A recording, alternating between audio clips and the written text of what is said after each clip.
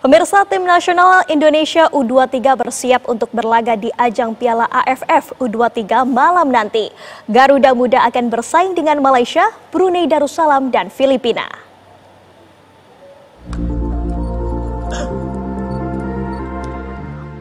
Indonesia akan memulai petualangan mereka di ajang Piala AFF U23 dengan meladeni Brunei pada 15 Juli 2025. Berada di grup yang cukup berat, Timnas Indonesia U23 wajib menempati posisi teratas untuk lolos ke semifinal. Adapun peringkat kedua terbaik dari grup A hingga C akan saling beradu di perolehan poin, selisih gol, hingga head-to-head demi meraih 2 tiket terakhir lolos ke fase knockout. Gennard Van den Berg mengingatkan penggawa Garuda Muda untuk memberikan segalanya demi meraih kemenangan pada Piala AFF U23 2025. Apalagi lawan-lawan yang dihadapi merupakan tim tangguh, satu di antaranya Timnas Malaysia U23. Pelatih asal Belanda tersebut mengaku puas dengan skuad yang dimilikinya di Timnas Indonesia U23. Gennard Van den Berg berharap pasukannya bisa memperlihatkan kualitas terbaik dalam setiap pertandingan. We trained for 3 weeks, so I know what they will do. The only thing is that, a game is always other than a training, but I believe in the play. So. Dalam latihan terakhir, Arkan dan kawan-kawan menunjukkan keseriusannya untuk mengamankan poin di laga perdana. Usai menghadapi Brunei, Indonesia akan ditantang Filipina dan lalu Malaysia. Dari Jakarta, Iskandar Nur, TV One mengabarkan.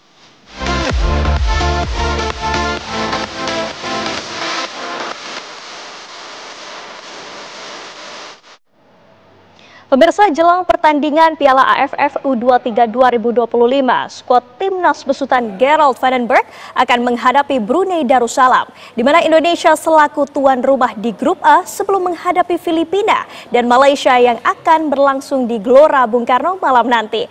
Dan sudah bersama kami analisis sepak bola TV One, Bagus Priambodo, dan kita akan berdialog bagaimana sebenarnya persiapan yang dilakukan Gerald Van den Berg kepada Timnas Garuda untuk menghadapi Timnas Brunei. Selamat pagi, Mas Bagus. Ya, selamat pagi sekarang. Ya, Mas Bagus, bagaimana nih? Kira-kira apa saja yang sudah dipersiapkan Gerald Van den Berg kepada Timnas Garuda dalam menghadapi Brunei nanti malam?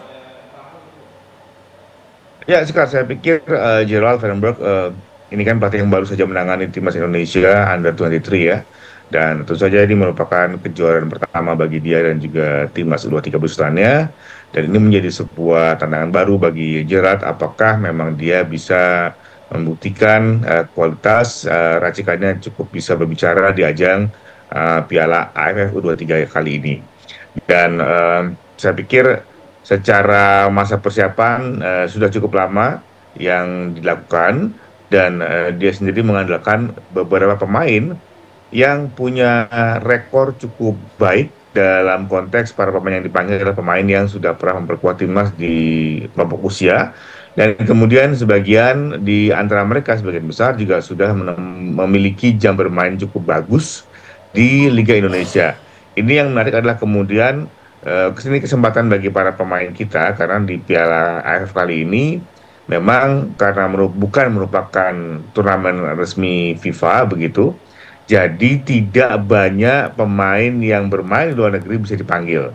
Relatif hanya Jens Raven yang bisa mengikuti agenda dari Garuda Muda. Jadi ini kesempatan bagi para pemain Indonesia yang bermain di Liga 1 ataupun Liga 2 untuk menunjukkan kualitas mereka, bahwa mereka bisa bersaing dengan pemain-pemain yang lain untuk bisa memperkuat timnas Indonesia di masa mendatang. Karena kita tahu bahwa bila kita melihat para penampilan atau timnas seniornya atau yang lebih senior, itu tentu saja sebagian besar yang dipanggil oleh Clifford adalah para pemain yang bermain di luar negeri. Namun untuk kejuaraan kali ini Under 23, kebanyakan yang mendapat kesempatan adalah para pemain yang bermain di liga lokal. Jadi ini kesempatan yang bagus banget untuk para pemain menunjukkan kualitas mereka sekarang. Tapi Mas Bagus, kalau kita melihat sejarah pertandingan Indonesia dengan Brunei, sejauh ini seperti apa, Mas?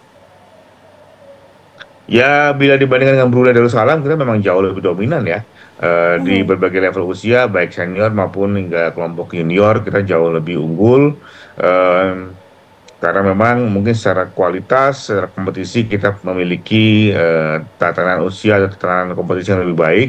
Namun begitu di level apa ya, ibaratnya kita semua ini sebenarnya kan agak buta ya dengan kekuatan timnas negara ASEAN lain selain Thailand dan juga mungkin Vietnam yang memang sudah punya catatan kompetisi yang lebih rapi, ataupun Malaysia begitu yang lebih ketahuan gitu ya. Dan kalau kayak Brunei ataupun negara lain kita relatif tidak begitu tahu apa yang sudah terjadi. Nah ini yang saya pikir juga harus diwaspadai oleh para pemain kita, para timnas kita untuk bisa mengantisipasi sejumlah kejutan yang mungkin terjadi. Karena biasanya dengan seperti ini maka tim-tim seperti Brunei Darussalam itu akan nothing tulus ya, karena mereka berpikir ya sudah saya melawan tuan rumah yang lebih dijagokan, maka saya harus bermain tanpa beban, dan ini yang harus diwaspadai. Bisa jadi para pemain-pemain Brunei yang kita tidak tahu ini sebenarnya begitu, itu memiliki kecepatan yang bisa sangat menguras energi pemain kita. Saya pikir kematangan sebagai tim ini perlu ditunjukkan oleh para pemain kita.